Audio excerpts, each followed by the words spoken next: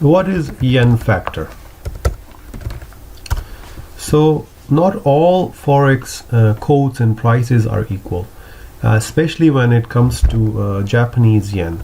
The Japanese yen in the forex market is special, okay, and whenever the Japanese yen is the counter currency, the forex quote is given 2 decimal places instead of 4. So for example, it was 1.3244 for USD, Euro USD, for example. But in this case, the USD JPY will be given as 80.20, for example. So this code tells us that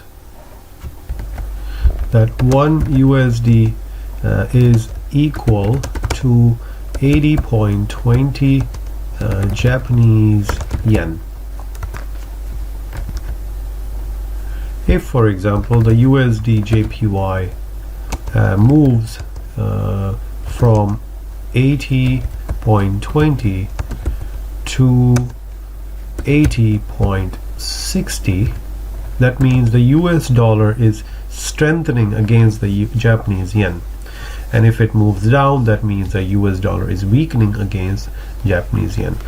And to work this out, for example, 200 US dollars is equal to, I'll get my calculator out, 200 times 80.60, that will make 16,120 Japanese yen.